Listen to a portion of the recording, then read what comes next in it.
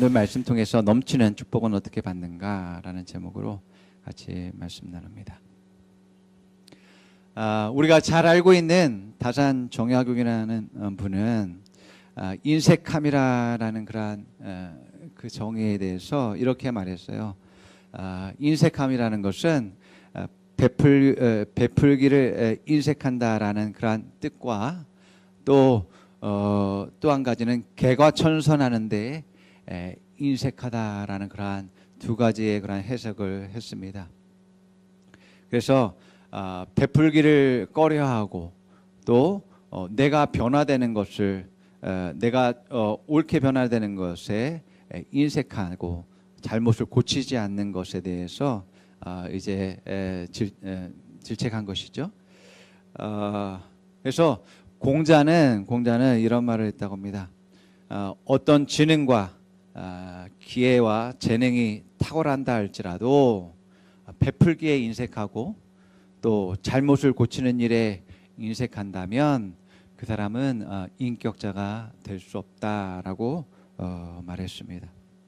그래서 제가 최근에 자주 몇 번 말씀드린 것처럼 성숙하면 성숙할수록 우리는 예전에 그러한 성품뿐만 아니라 개발된 그러한 성품으로 인해서 더욱더 다른 성품도 가지고 소유할 뿐만 아니라 둥글둥글해진다라는 것을 말씀드렸습니다. 그래서 케네스 해긴 목사님은 우리의 부르심 가운데 세 번의 그런 부르심이 있다고 합니다. 또 어떤 심리학자는 우리의 인생에서 우리의 그러한 우리의 그 마음에 또 성장하는 어떤 그런 단계가 또 세 가지가 있다라고 이야기합니다. 그러니까 저도 그 과거를 돌이켜 보면 그 한 가지의 성품이 그대로 죽을 때까지 계속된 게 아니라 그것이 나중에 다른 성품으로 또 개발되어지고 성장하는 그러한 변화를 겪게 되는 것들을 발견하게 되는데요. 그럼을 통해서 내가 더 성장하고 성숙하죠. 내가 다른 성품을 가지고 있다, 다른 성품을 가지게 됐다라는 것은 그전에는 내가 그 성품을 가지고 있지 않았기 때문에 그 사람을 이해할 수 없었어요. 도대체 저 사람이 왜 저렇게 말하는 것이고 왜 그렇게 행동하는 건지 도저히 이해가 안 갔어요. 이해가 안 가니까 그 사람하고 함께 할 수가 없죠. 같이 동의할 수 없고 같은 방향을 바라보거나 같이 갈 수 없게 되는 것이죠. 그러나 내가 내 성품이 이제 개발되어지고 성장하고 발전할수록 그 사람을 더 이해하는 마음이 폭이 커지고 더욱더 수용하게 되어지고 그 사람과 함께 다른 일들을 이제 꾀함으로 말미암아서 더 발전적인 그런 모습으로 나아가게 되어진다라는 것이죠. 자, 그래서 우리는 항상 내 자신으로서도 또 다른 사람으로서도 이러한 인색함을 갖는다면 우리 성장하는 데 많은 문제점을 갖게 되어진다라고 하는 것이죠. 최근에 그 이명박 전 대통령이 이제 수감 중에 있는데 많은 측근들이 이 이명박 전 대통령을 보호하지 않고 이제 재판석에서 많은 그러한 치부들을 드러내는 그러한 증언을 했다고 합니다. 그런데 특히 여러 가지 이유가 있겠지만 특히 그 사람들이 그렇게 하는 이유 가운데 대부분이 이명박 전 대통령의 인색함에서 사람들이 돌아섰다라고 하는 그러한 이야기들을 합니다. 그래서 그러한 인색함이 사람도 잃고 돈도 잃고 명예도 잃고 많은 것들을 잃는 그러한 상황 가운데 있다라고 하는 그러한 이야기들을 하는 것을 듣게 됩니다. 자, 우리가 또 사람들은 왜 인색한가 하냐면 먼저 인색함이라는 정의를 좀 사전 정의를 살펴보니까 욕심이라는 것을 사전 정의로 찾아보니까 인색함은 욕심 가운데 나오는데 욕심은 분수에 넘치게 무엇을 탐하거나 누리고자 하는 마음이라고 말합니다. 그래서 내가 가지고 있는 것에 만족하지 않는 그러한 상태를 의미하죠. 왜 만족하지 않냐면 지금 뭔가를 내가 가지고 있지만 내가 그것만으로는 만족하지 못하는 이유는 내가 경쟁심을 갖고 있든지 아니면 내가 더 많이 갖는 것이 내가 안정감을 줄 수 있다라는 그런 생각 때문에 이제 그러한 욕심을 부리는 거죠. 또 어떤 사람은 자기의 만족과 성취를 위해서 그러한 욕심을 부리는 것을 보게 됩니다. 자, 더 많은 것을 갖고 싶고 더 많은 것을 누리고 싶은 사람이 다른 사람에게 베풀거나 또 양보한다라는 것은 생각할 수 없죠. 그렇기 때문에 욕심과 탐심은 성경에서 죄라고 말하고 있는 것입니다. 더 많은 것을 가짐으로 말미암아서 다른 사람이 가질 그 기회를 상실하게 만듭니다. 어떤 사람은 그것이 없어서 죽어가고 있는데 그런데 어떤 사람은 그것 외에 다른 많은 것들을 가지고 있으면서 나누려고 하지 않습니다. 그것은 살인인 거죠. 그 탐심이 그 다른 사람을 죽이는 일들을 하게 되는 거죠. 자, 욕심은 바로 이렇게 이제 죄라고 말하는 이유가 바로 여기에 있습니다. 또 하나는 이 땅 가운데 많은 물질들이 자원의 한계를 가지고 있기 때문에 제한적인 그러한 자원들을 서로 갖기 위해서 이제 경쟁적이 되어지고 또 인색하다라는 것을 볼 수 있습니다. 제가 최근에 태백에 가서 금광과 또 이제 탄광을 이제 들어가 봤어요.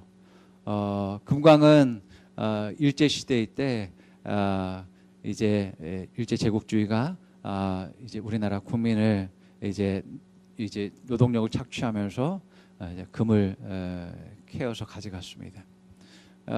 보니까 굴이 위에도 뚫려 있고 밑에도 뚫려 있고 양옆에도 뚫려 있고 뭐 엄청나게 뚫려 있어요. 그러니까 금맥이 발견되었다라고 하면 그걸 파는 거죠.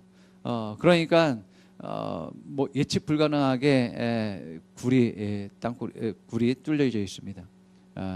그러면서 아주 가파르게 이제 내려가서 이제 온 산이 마치 개미집처럼 그렇게 만들어져 있다라는 그런 생각이 들었습니다.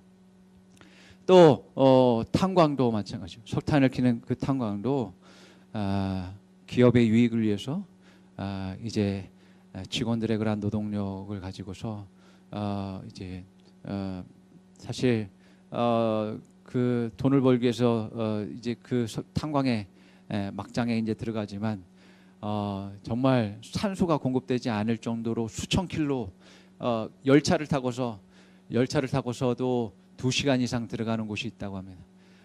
뿐만 아니라 엘리베이터로도 300m 이상 깊이 들어가는 곳도 있다고 하죠. 그러한 곳에서 정말 먹는 것, 뭐 소변, 대변 그 안에서 다 해결하면서 이제 그러한 노동력으로서 이제 돈을 벌어야 했던 그런 끔찍한 그런 상황 가운데 있었던 것을 보게 됩니다. 자, 사치성 보물을 위해서 그러한 사람들의 생명을 앗아가는 일들도 있고, 또한 그런 에너지 광물을 얻기 위해서 그러한 그 피땀 흘리는 일들을 하게 됩니다. 왜냐하면 그러한 제한적인 그러한 자원들을 얻기 위해서 그러한 자원의 한계로 인해서 사람들은 이제 찾는 사람은 많은데 자원의 한계로 인해서 가치가 달라지게 되는 것이죠. 자, 그런 자원의 한계가 다른 사람들에게 양보하거나 또 베풀거나 또 배려하는 것이 없어질 수밖에 없다라는 생각이 되어집니다. 또 이로 인해서 과도한 경쟁이 일어나게 되죠. 그래서 지난해 우리나라의 학생들이 거의 2만 명 가까이의 학생들이 자살 위험에 있다라고 하는 그러한 통계가 있는 것을 보게 됐습니다. 그래서 2005년에 비해서 거의 100% 이제 증가되었다라고 말하는 것을 보게 됩니다. 왜냐하면 과도한 경쟁과 심각한 어떤 성적 스트레스 속에서 또 학생들과의 또 선생님들과의 또 부모님과의 관계에서 실패하면서 많은 학생들이 이제 자살 위험 가운데 있다라고 합니다. 근데 우리가 생각해봐야 되는 것은 모든 사람들이 다 당연하다라고 생각하는 그러한 교육의 열정들이 저마다 다 그런 제도 속에서 우리 아이들을 죽이는 그러한 환경에 내몰고 있다라는 것입니다. 세상적인 성공주의, 그것을 쫓아가면서 서로 치열하게 경쟁하게 만들면서 극소수의 사람만이 행복하게 만드는 그러한 시스템 가운데서 우리 아이들을 집어넣죠. 또 부모님도 그것을 원하고 바라고 있죠. 이러한 시스템이 우리 아이들의 사고와 우리의 의식을 이제 망치고 있는 것입니다. 자, 그래서 우리가 지금 하고 있는 새로운 피조물의 계시가 정말 하나님이 나를 독특하게 창조하셨을 뿐만 아니라 나를 탁월하게 하시고 또 하나님의 놀라우신 그 일들을 하기 위한 그러한 계획과 뜻 가운데서 또 오늘 말씀처럼 넘치는 축복이 우리의 삶 가운데 있다라는 것을 발견하게 될 때에 우리는 이 땅의 희생양이 아니라 정말 내 삶을 가치 있게 만들 뿐만 아니라 다른 사람을 살리고 다른 사람들을 가치 있게 만들며 하나님께 영광 돌릴 수 있는 아주 존귀한 자들이 된다라는 것을 여러분들 기억하기 바랍니다. 그렇기 때문에 우리가 세상에 비친 것이죠. 예, 우리가 정말 사람들을 살리는 사람인 것이죠. 예, 그래서 여러분 한 사람 한 사람이 정말 얼마나 존귀하고 귀한 분들인지 여러분들이 기억하기 바랍니다. 예, 또한 우리의 자녀들도 마찬가지죠. 자, 하나님은 세상은 그렇게 인색하고 탐욕적이고 정말 이제 욕심을 부리고 있지만 하나님은 부유하신 분이라고 성경은 말합니다. 하나님은 인색하실 수 없는 분입니다. 자, 하나님이 생존을 위해서, 하나님이 살기 위해서 무엇을 먹어야 하거나 무엇을 필요하신 분이 아니십니다. 하나님이 또한 무엇이 부족하거나 어떤 결핍을 가지고 있는 분이 아닙니다. 하나님은 무한한 능력과 무한한 부유함을 가지신 분이십니다. 그러한 분이 우리에게 인색하실 수 없다라는 것이죠. 여러분 한 사람이 가난하는 것이 하나님에게 무슨 유익이 있겠습니까? 여러분이 연약한 것이 하나님에게 무슨 도움이 되겠습니까? 하나님이 무엇이 부족하게 우리의 것을 취할 수 있겠습니까? 오히려 그 반대죠. 하나님은 내가 축복하는 것을, 내가 축복받는 것이 하나님 나라를 위한 것임을 알고 계십니다. 내가 축복받는 것이 하나님의 의를 위한 것임을 알고 계십니다. 내가 축복받는 것이 많은 영혼들을 살리는 것이다라는 것을 알고 계십니다. 하나님은 내가 축복받는 것이 하나님 자신을 위한 것임을 알고 계십니다. 내가 축복받는 것이 하나님을 위한 것입니다. 그렇기 때문에 하나님은 나를 축복하실 수밖에 없고 또 나는 축복받을 수밖에 없는 존재라는 것을 여러분들 깨닫기 바랍니다. 예. 그래서 우리가 오늘 말씀을 통해서 이러한 축복 가운데서 우리의 삶은 더욱더 넘치는 축복으로 채워질 수밖에 없고 또 부욕해야 될 수밖에 없고 날마다 성장하고 발전할 수밖에 없는 그러한 존재다라는 것을 더욱더 깨닫기를 바랍니다. 예. 자, 우리가 성경에서 구약과 신약에서 하나님이 부유하다라는 것을 정말 많은 곳에서 발견할 수 있습니다. 이스라엘 백성들은 광야에서 만나를 먹고 메추라기를 먹었죠. 그 만나와 메추라기는 아주 적은 양이어서 서로 그것을 얻기 위해서 싸우는 그러한 다투는 그러한 양식을 얻기 위한 쟁탈전이 아니었습니다. 최근에 뭐 인도네시아 여러분 이제 지진과 해일로 말미암아서 정말 많은 사람들이 죽었죠. 그런데 그곳에 더 이상 차도 들어가지 못하고 이제 물자가 들어가지 못하니까 많은 사람들이 약탈을 한다라고 합니다. 자기들의 생존을 위해서 약탈하죠. 자, 하나님은 그렇게 아주 조금 주시면서 서로에게 양식을 가지고서 쟁탈하는 그러한 상황을 만드시지 아니하고 정말 배부르게 먹고 더 이상 먹을 수 없을 정도로 먹을지라도 부족함이 없이 이제 주시는 그러한 일들을 하셨습니다. 그래서 오히려 먹고 남아서 다른 사람들을 줄 수 있을 그러한 양들이었습니다. 뿐만 아니라 신약에서 보게 되면 여러분 오병의 기적에서 이제 몇 개의 바구니가 남았죠? 다 먹고도 12바구니가 남았죠. 또 이제 칠병의 기적에서도 4,000명이 먹고 이제 7광주리가 남았다고 합니다. 자, 광주리와 바구니의 차이는 바구니 7개 모인 것이 한 광주리입니다. 그러니까 4,000명이 먹었을 때 7병의 기적이 더 많은 그러한 양의 그러한 떡이 남았다라는 것을 말하고 있는 것이죠. 그만큼 하나님은 우리에게 풍성하게 채우시는 분이시다라는 거죠. 그래서 하나님은 우리에게 양식을 이제 남을 정도로 주실 뿐만 아니라 또 우리가 하나님의 일을 위해서 넘치는 지혜와 아이디어를 주시고 또 우리가 하나님의 일을 감당하기 위해서 재능과 기름 부음도 또 그 일을 이상의 것들을 우리에게 허락하시고 부욕케 하신다라는 것임을 여러분들 기억하기 바랍니다. 자, 여러분 나무가 왜 열매를 맺죠? 우리는 당연하게 생각하죠. 사과나무가 열매 맺는 것을 당연하게 생각하죠. 그런데 왜 열매를 맺죠? 물론 어떤 생물학적인 어떤 지식을 가지고서 이야기는 하는 것은 아닙니다.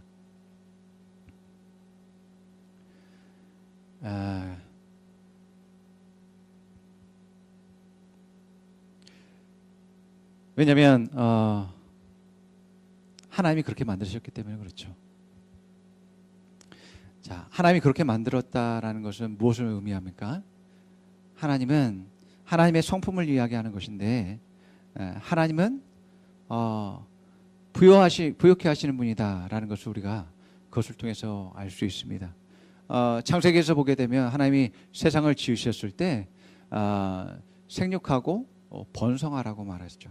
그리고 땅에 충만하라, 땅에 가득하여라 라고 그들을 축복했음을 우리가 보게 되십니다. 이미 그들의 생명이 그들의 존재 자체가 열매 맺도록 규정되어졌다라는 것이죠. 사람에게는 그것에 더해서 생육하고 번성하고 땅에 충만하는 것뿐만 아니라 다스리고 정복하라라고 말씀하고 있음을 보게 됩니다. 자, 그러한 하나님의 그러한 축복이 오늘날까지도 이어지고 있죠. 지금도 마찬가지로 사과나무는 열매를 맺고 있죠. 사과나무 한 그루가 하나의 열매를 맺는 것이 아니라 정말 수많은 열매를 맺죠. 제가 얼마 컨퍼런스에서 김진호 목사님 그런 비유를 들은 것을 들었습니다. 토끼는 한 번에 7마리를 낳는데 1년의 임신을 한 10번이나 한다고 하나요? 그런데 그래서 이 토끼 한 마리로 인해서 만약 낳은 새끼 토끼들이 다 살아난다면 그 토끼로 인해서 한 30년 지나면 10만 마리가 이제 생긴다라고 합니다. 그러니까 얼마나 대단합니까? 여러분 근데 또 여러분 개구리 알 봤어요? 엄청나게 많잖아요. 이만한 덩어리로 뭉쳐져 있지만 정말 수많은 그런 알들이 그 안에 존재하잖아요. 그것이 하나님의 축복과 하나님의 열매 맺도록 이제 시스템화 시킨 것입니다. 그러한 축복이 지금도 이어지고 있는 것이죠. 더군다나 우리는 죄인이 아니라 의인이죠. 새로운 피조물이 되었고 하나님 안에 속한 자들입니다. 그렇기 때문에 내가 축복받고 내가 성장하고 발전하고 잘되고 형통하는 것, 또 나로 인해서 하나님의 영광이 드러나는 것은 당연한 하나님의 계획입니다. 하나님의 부르심이고 하나님의 뜻인 것입니다. 내가 성장하고 발전하고 탁월해지는 것 하나님이 원하시는 것입니다. 그래서 나는 의인입니다. 나는 하나님의 의입니다. 나는 하나님의 영광입니다. 나는 하나님의 자랑이며 하나님의 상급입니다. 이 말이 맞는 것입니다. 우리는 더 이상 죄인이 아닙니다. 그렇기 때문에 내가 부유하고 탁월해지는 것은 당연한 것입니다. 그래서 새로운 피조물은 성장하고 발전하고 탁월해지고, 아담과 하와에게는 땅을 다스리고 정복하라는 그러한 명령을 주셨지만, 새로운 피조물은 이 땅뿐만 아니라 영적인 세계에서도 권세를 가지고 다스리고 정복하는 그러한 권능이 있다는 걸 여러분들 기억하기 바랍니다. 예, 우리는 과거의 그 사람과 다른 완전 새로운 피조물로서 다른 그런 권세와 권능들을 가지고 있습니다. 그래서 천국을 침노하는 자로서 하나님께서 이제 삼으셨고, 주님과 공동 상속자로 삼으셨고, 왕이며 제사장이라고 말하는 이유가 바로 여기 있는 것입니다. 자, 축복은 누가 주시는 거죠? 축복은 누가 주시죠? 네, 하나님이. 그렇기 때문에 축복의 원천은 하나님으로부터 이제 주어집니다. 그런데 그 하나님이 어디 계시죠? 내 안에 계시죠. 내가 성전이 되어졌고 하나님이 그 안에 내 안에 거하십니다. 그리고 내가 하나님의 자녀로서 나는 이미 축복받았습니다. 사과나무의 생명을 가지는 순간 그 사과는 사과의 기능을 하며 열매를 맺도록 되어 있습니다. 맞죠? 내가 하나님의 자녀예요. 하나님의 생명을 가졌습니다. 그럼 나는요, 예수님처럼 하도록 되어 있는 것입니다. 내가 하나님의 생명과 본성을 가졌고 영적 세계에서 악한 영들을 굴복시키고, 또 내가 질병들을 치유할 수 있으며, 내가 무엇이든지 기도하는 것마다 응답되어지고, 나는 무엇이든지 할 수 있는 존재라고 예수님은 말씀하십니다. 마가복음 16장 17절에서 18절, 우리가 잘 아는 말씀입니다. 믿는 사람에게 이런 표정이 따르는데 곧 그들은 내 이름으로 귀신을 쫓아내고 새 방언을 말하며 손으로 뱀을 집어들며 독약을 마실지라도 절대 해를 입지 아니하며 아픈 사람에게 손을 얹으면 나을 것이다. 네, 이것이 하나님의 사람에게 주어진 그러한 생명이다라고 말씀하고 있는 것입니다. 하나님이 나무를 축복하셔서 나무에게 그러한 열매 맺는 생명을 주셨습니다. 그래서 씨앗을 뿌리면 번성하게 되어지고 성장하게 되어지고 이제 잎사귀가 나며 결국에는 그 나무가 열매를 맺게 되죠. 열매를 또한 많이 맺게 되어집니다. 그래서 하나님이 축복하셨다라는 것은 너는 열매 맺는 삶을 살아라라고 이제 말씀하신 것이죠. 나무가 왜 열매 맺냐고 처음에 질문을 드렸지만 하나님이 말씀하셨기 때문에 그렇습니다. 하나님이 그러한 생명을 주셨기 때문에 그렇습니다. 그러한 생명이 가졌기 때문에 그렇게 기능하고 또 반응하고 그러한 열매를 맺도록 되어 있습니다. 자, 내가 그렇습니다. 내가 가진 생명이 내가 하나님 안에서 성장하고 발전하도록 되어 있습니다. 내가 가진 그 생명이 하나님 안에서 번성하고 또 부유하도록 되어 있다라는 것입니다.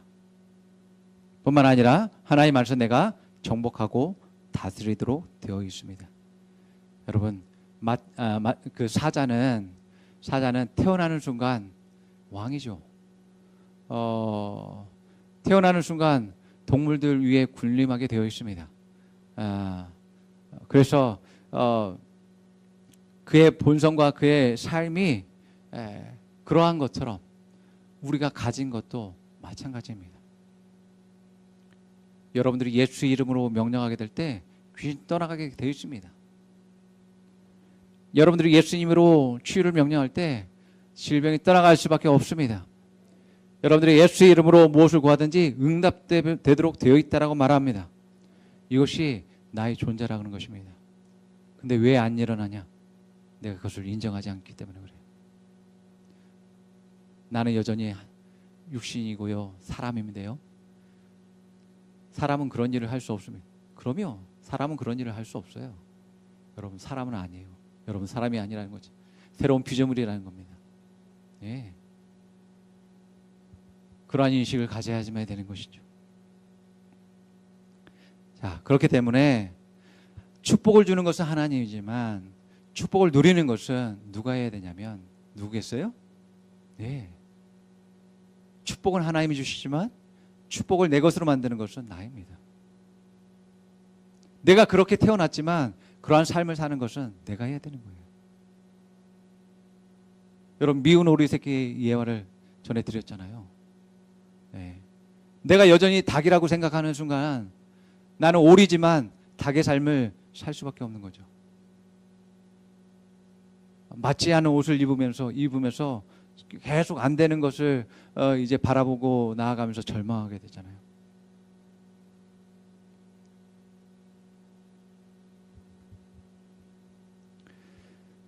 자, 구약에 엘리야라는 그러한 선지자가 있었습니다. 이 엘리야는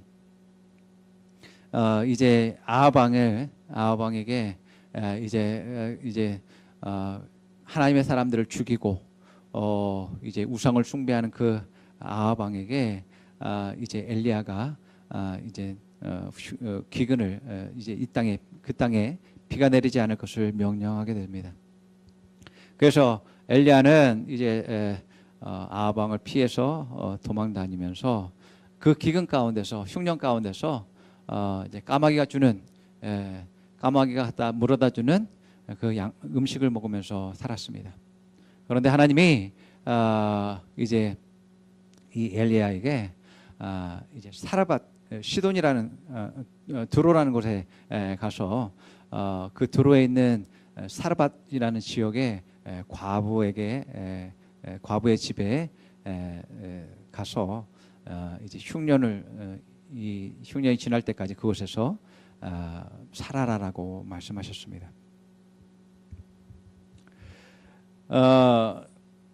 그리고 이 그 두로의 사르밧이라는 지역에 가서 그 성에서 이제 그 과부를 만나게 됩니다. 그리고 그 과부에게 먹을 것을 달라고 요청하죠. 그런데 그 과부는 참 딱한 상황 가운데 있었죠.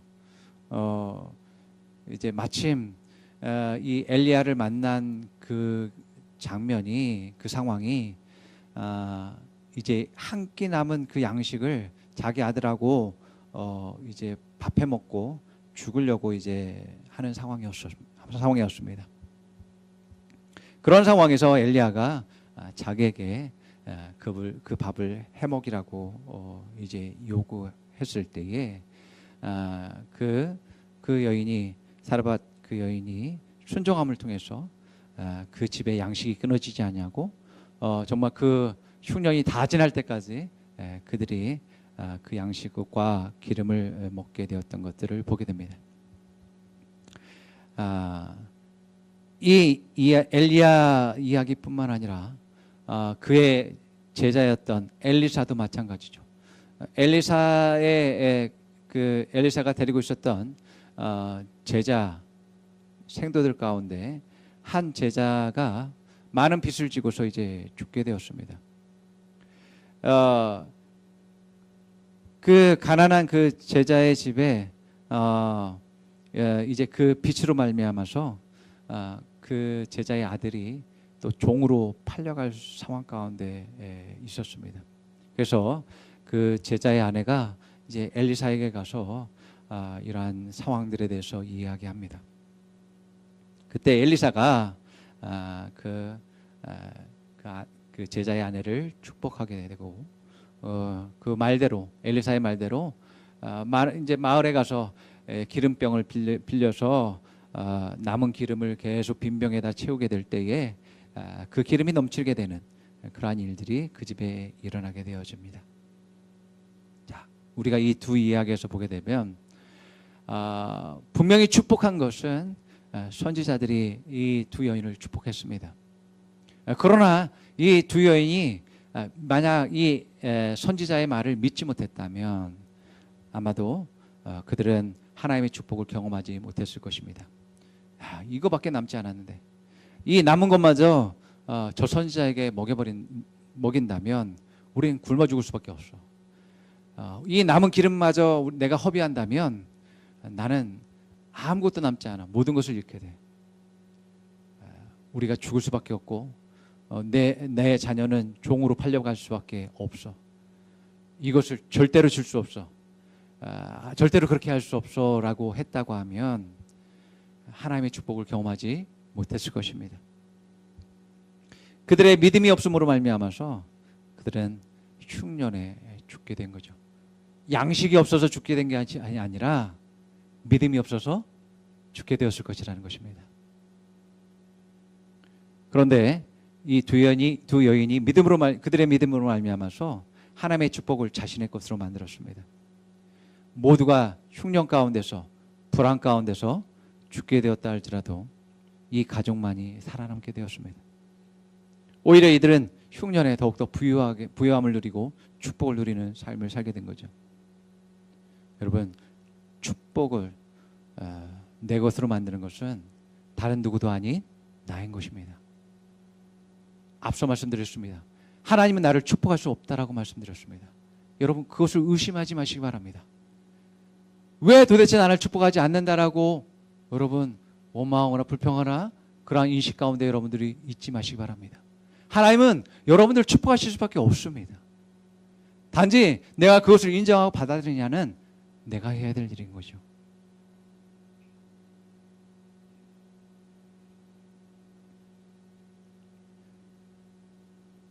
하나님의 말씀을 믿음으로 받아들일 때 우리에게 그것은 축복이 되어집니다.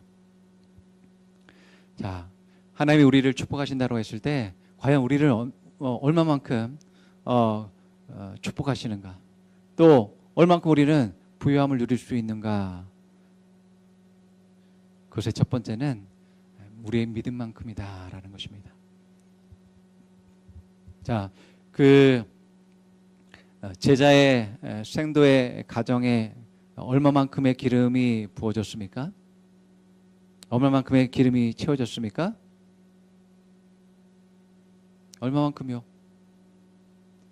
네, 병만큼, 그릇만큼 채워졌죠.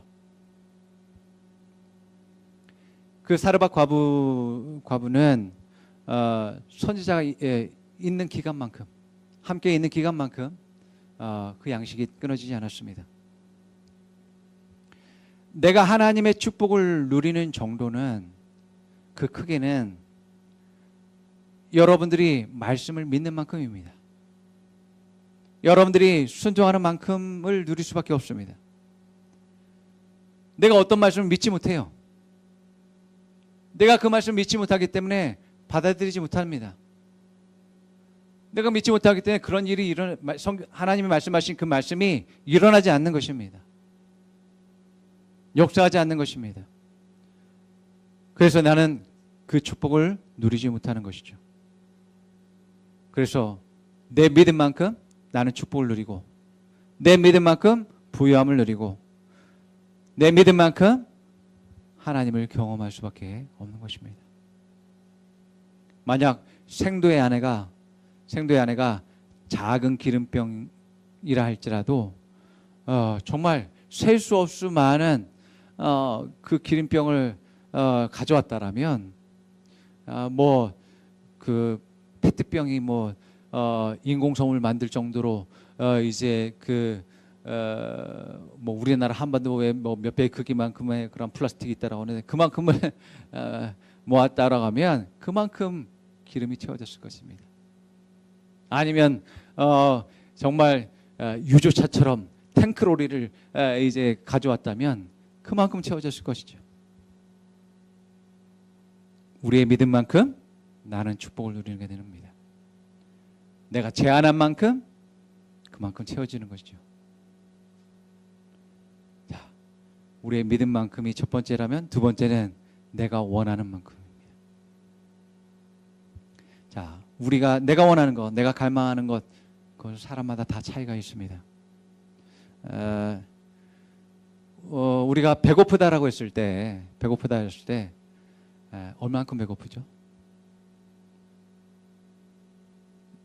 여러분은 얼마만큼 배고파요?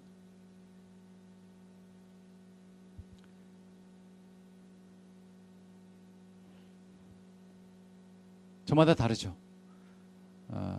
얼마만큼이냐면 내가 먹는 것만큼입니다. 내가 먹는 것만큼 배고픈 거예요. 내가 배부른 만큼, 배부르고 딱 숟가락을 놨을 만큼 배고픈 겁니다.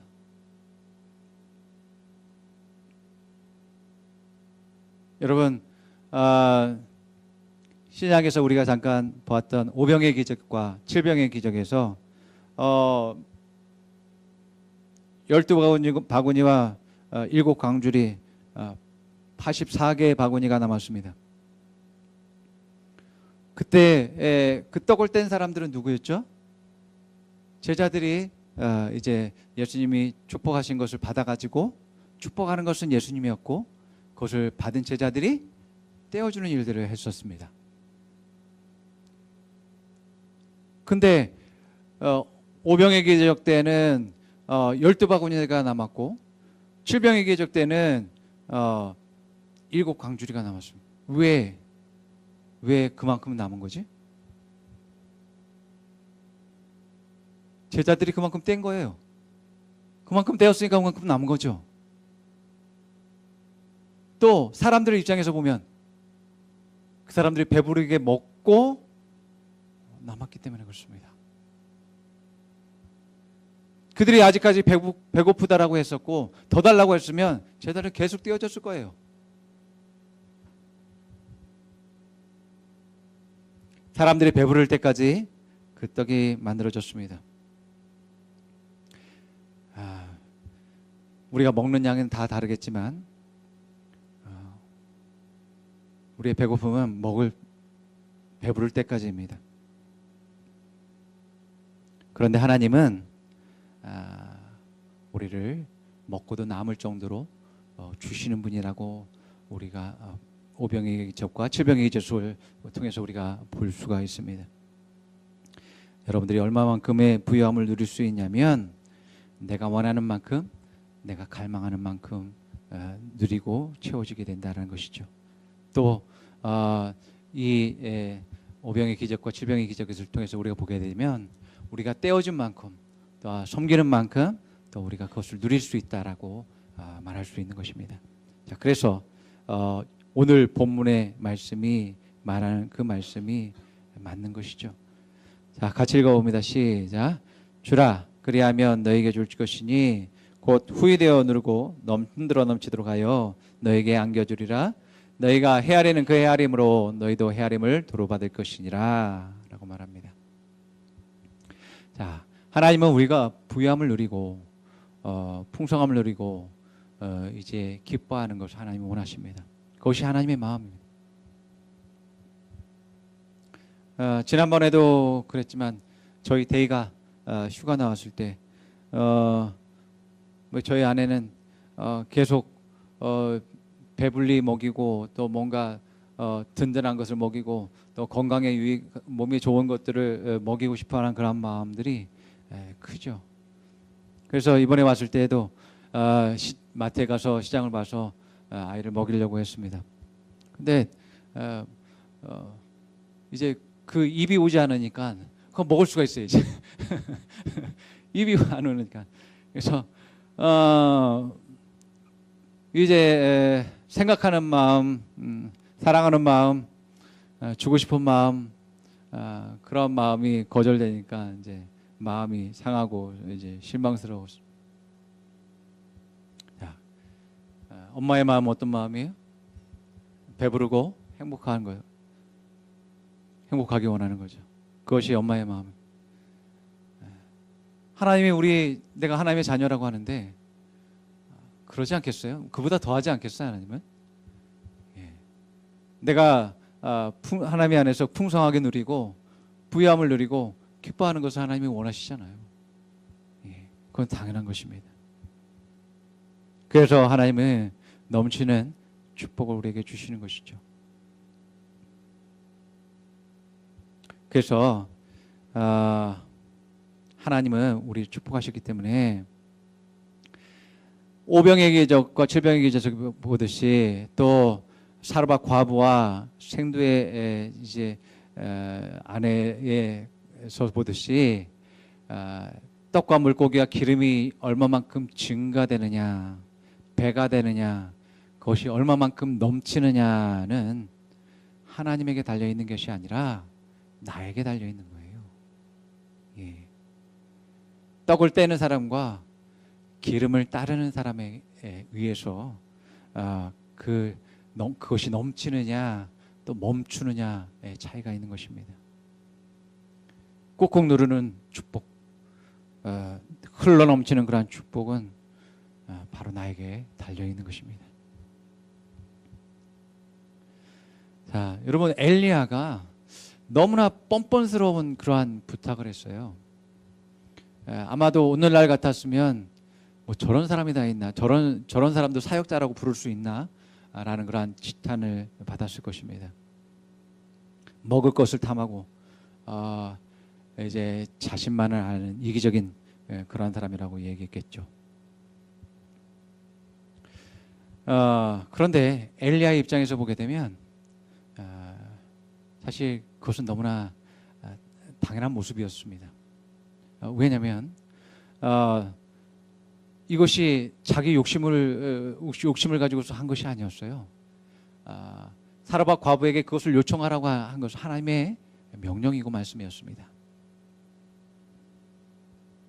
또 그 여인이 믿음으로 순종하는 할 때에 그것을 자기의 양식을 빼앗아서 죽으라고 하는 것이 아니라 믿음으로 순종하게 될 때 하나님의 축복을 경험하는 그러한 놀라운 축복의 순간으로 바뀌게 되어지는 거죠.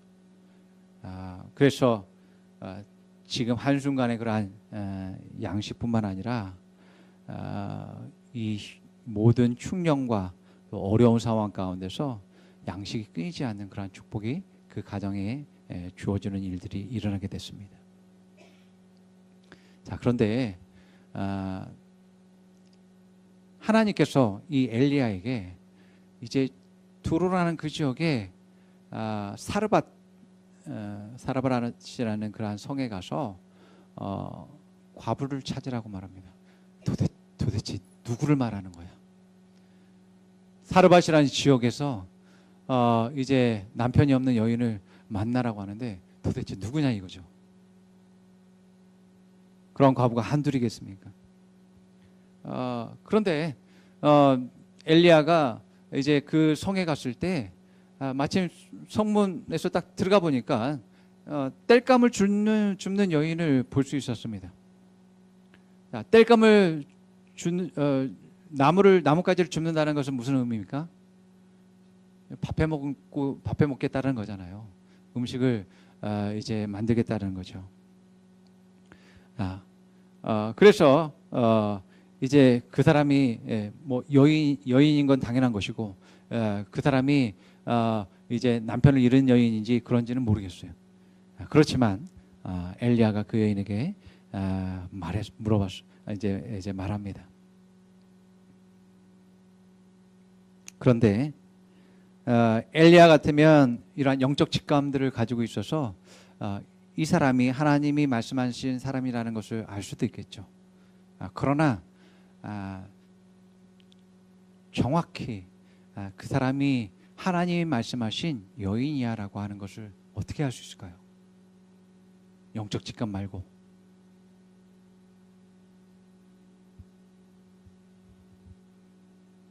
이 사람이 하나님이 말씀하신 그 사람이야. 이 사람이 하나님 말씀하신 그 여인이야. 이 사람이 그 축복받을 사람이야. 어떻게 할 수 있을까요?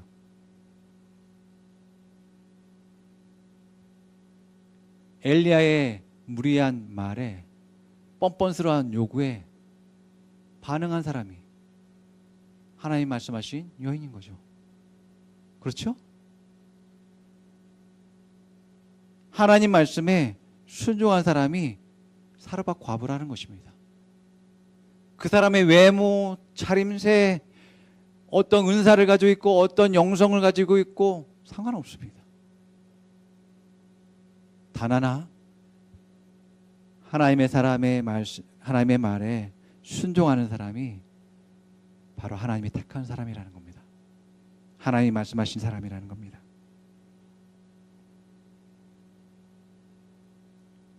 여러분, 이 사르밧 과부는 어떤 사람입니까?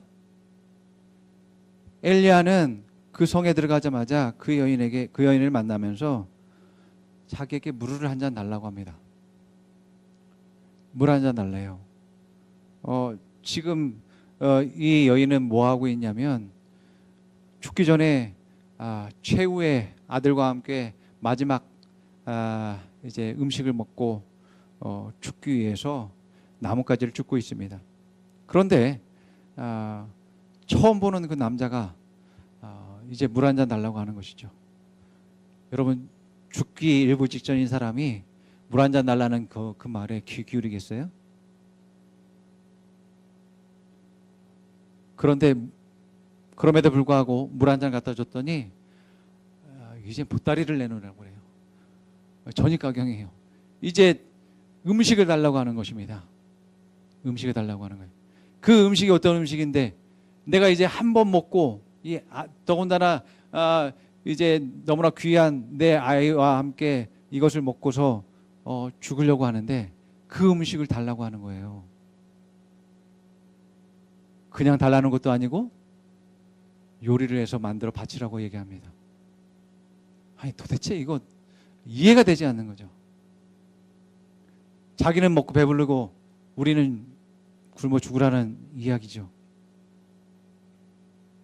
그런데 하나님이 택한 이유가 있다는 것을 우리가 보게 됩니다. 자기에게 먹을 것이 없지만 이 여인은 다른 사람을 배려하고 섬길 수 있는 그러한 성품을 가진 여인이었습니다. 마태복음 5장 3절에 성경은 이렇게 말합니다. 심령이 가난한 자는 천국이 저희 것이며 라고 말합니다. 이것을 킹 제임스 버전에서 이렇게 이야기합니다. 영이 가난한 자들은 복이 있나니 하늘의 왕국이 그들의 것이기 때문이요 라고 말합니다. 그들의 영이 겸손하기 때문에 배려와 섬김이 있기 때문에 그들은 천국을 차지한다라고 이야기합니다. 천국은 뭐냐면 천국은 사람들의 영혼입니다. 우리가 섬기는 것과 다른 사람들을 살리는 모든 것들은 그 사람을 얻는 것입니다. 그것이 천국을 얻는 것입니다. 처럼 이 여인은 그러한 위기의 상황 가운데서 배려할 줄 알고 섬길 줄 알았습니다. 또 이 여인은 말씀에 순종하는 사람이었습니다. 자, 그때 선지자가 이렇게 말합니다. 열왕기상 17장 14절 말씀 같이 읽어봅니다. 시작. 주님께서 이 땅에 다시 비를 내려주실 때까지 그 뒤주의 밀가루가 떨어지지 않을 것이며 병의 기름이 마르지 않을 것이라고 주 이스라엘의 하나님께서 말씀하셨습니다. 예, 그러한 요구를 하면서 이 엘리야가 하나님의 그러한 말씀을 전합니다. 하나님이 이 여인에게 말씀하셨다라는 것이 하나님이 엘리야에게 내가 한 그 드로에 있는 사르밧 성에 있는 어떤 여인에게 내가 말해뒀어. 그 여인이 너를 먹여 살릴 거야 라고 하나님께서 말씀하셨어요. 하나님이 이렇게 그 여인에게 말했다라는 거죠. 그런데 우리가 지금 말하고 있는 것처럼 하나님이 직접 그 여인에게 음성으로 이런 말씀을 하신 것이 아닙니다. 우리는 하나님의 음성 듣기 원한다라고 말하지만 하나님 그렇게 말씀하지 않았다는 거죠.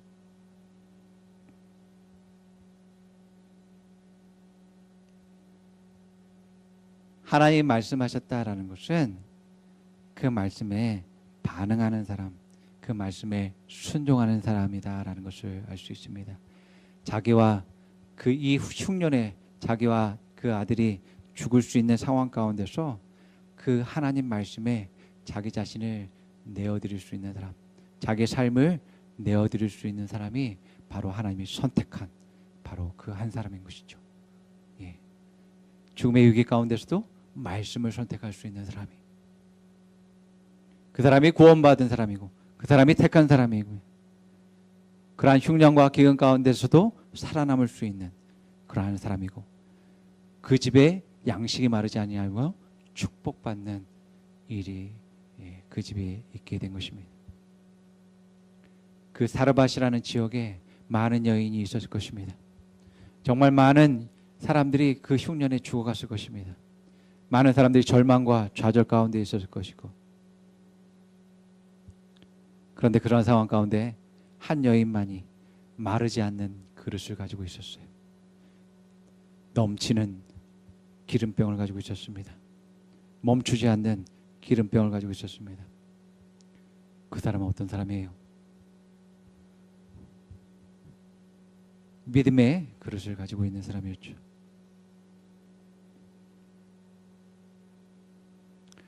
여러분, 우리에게 있어서 멈추지 않는 그러한 기름병은 바로 예수 그리스도 안에 있을 때이다라는 것을 기억해야 됩니다. 여러분의 영은, 또 여러분의 성전은 여러분의 그릇입니다. 하나님을 담는 그릇, 성령으로 충만한 그릇을 의미합니다. 바로 축복의 원천이 내 안에 넘치는 것은 내가 그것을 의식하고 날마다 믿음으로 나아갈 때, 순종할 때 그 축복을 누리게 되는 것이죠. 우리가 예수 그리스도 안에 있다면 나의 그릇은 마르지 않을 것입니다. 내가 예수 그리스도 안에 있다면 나의 창고는 여러분 마르지 않을 것입니다. 내가 예수 그리스도 안에 있다면 내 계좌는 비어있지 않게 될 것입니다. 예. 우리가 축복받는 뭐하는 비결이 바로 여기 있습니다. 하나님 말씀을 듣는 사람이 축복받은 사람입니다. 어떤 죽음의 위기 가운데 있다 할지라도 말씀에 반응하고 순종하는 사람이 축복받게 되어 있습니다. 여러분, 축복은 내가 넘치는 축복에 받는 것에 있어서 중요한 것은 하나님이 나를 축복하기 원하신다라는 것을 인식하는 것이고, 두 번째는 그 축복을 제한하는 것은 바로 나다라는 것입니다. 그렇기 때문에 이 사르밧 여인과 생도의 제자와 또 5병의 기적과 7병의 기적의 주인공은 누구나 될 수 있는데 그렇게 인식하고 받아들인 사람만이 그것을 누릴 수 있다라는 것을 우리가 알 수 있습니다. 자, 여러분들은 이미 축복받은 자라는 그러한 인식을 가지고서 그것을 누릴 수 있는 사람이 되어야 될 줄 믿습니다. 예, 축복을 누리는 사람들의 모습은 그들은 말씀대로 행하는 자들입니다. 달란트에서 보듯이 누가 축복을 누렸어요? 말씀대로 행한 사람입니다. 주인의 명령대로 행한 사람이 그 축복과 그 영광을 누리게 되어졌습니다. 그러나 명령대로 하지 않고 그것을 숨겨둔 그 사람은 축복을 경험하지 못하게 되죠. 여러분, 축복을 누리지 못하는 사람은 나름대로 이유가 있습니다. 그들의 인간적이고 지식적이고 경험적인 여러 가지 이유들이 있죠. 나름 합당하고 합리적입니다. 그러나 그러한 많은 이유들과 또 많은 지식과 경험이 있다 할지라도 그것은 자기의 생각이지 하나님의 말씀이 아니라는 것을 우리가 기억해야 됩니다. 그것은 주인의 명령이 아닙니다.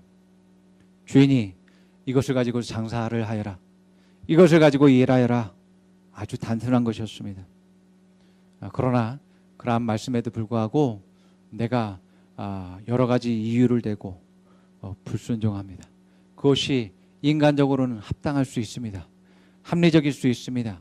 도대체 이거 가지고 뭐 어떻게 하라는 거야? 이해가 됩니다. 그러나 불순종한 겁니다. 하지 않았다면 불순종한 거죠. 내가 제안한 거죠. 그래서 나의 축복은 누구한테 달려 있는 것도 아니고 나의 축복은 나에게 달려 있습니다. 아멘. 자, 따라해 봅니다. 나의 축복은 나에게 달려 있습니다. 나의 축복은 나에게 달려 있습니다. 내 잔이 넘치느냐는 나에게 달려 있습니다. 내 잔이 얼마만큼 넘치느냐는 나에게 달려 있습니다. 꾹꾹 눌러서 흔들어 넘치는 축복은 나에게 달려 있습니다. 예, 그렇습니다. 내가 이것을 믿느냐, 또 내가 믿음으로 정말 나의 그릇을 준비하고 받아들이느냐, 또 순종으로 붙고 따르느냐에 달려 있는 것입니다. 그렇기 때문에 나의 축복은 나에게 달려 있는 것이죠.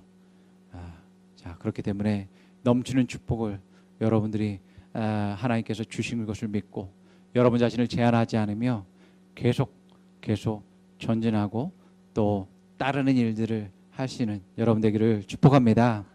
아멘. 자, 우리 함께 따라서 고백해 봅니다. 나는 의인입니다. 나는 하나님의 의입니다. 나는 하나님의 영광입니다. 나는 하나님의 자랑이며 상급입니다. 하나님의 축복하는 것은 너무나 당연합니다. 나는 더 이상 죄인이 아닙니다. 내가 부유하고 탁월해지는 것은 당연합니다. 내가 성장하는 것은 당연합니다. 내가 발전하는 것은 당연합니다. 내가 정복하고 다스리는 것은 당연합니다. 나는 천국을 침노하는 자입니다. 나는 주님과 공동 상속자입니다. 나는 왕이며 제사장입니다. 나를 축복하는 것이 하나님 나라를 위하는 것입니다. 나를 축복하는 것이 하나님의 의를 위한 것입니다. 나를 축복하는 것이 많은 영혼을 위한 것입니다. 나를 축복하는 것이 하나님을 위한 것입니다. 옆 사람에게 당신의 그릇은 차고 넘칩니다. 당신의 창고는 날마다 확장됩니다. 당신의 계좌는 날마다 증가됩니다. 당신의 사역은 점점 배가 됩니다. 아멘. 예, 계좌를 얘기하니까 더 목소리 커졌어요. 예, 저희 감사합니다. 여러분, 우리 사랑하시고 축복하시니 감사합니다. 이제는 우리 구주 예수 그리스도의 은혜와 아버지 하나님의 무한하신 그 축복하심과 성령님의 강함과 그 축복하심이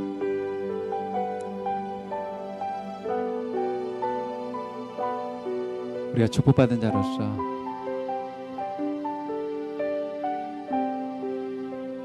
내 자신을 인식하고 그 말씀 안에서 거함으로 말미암아서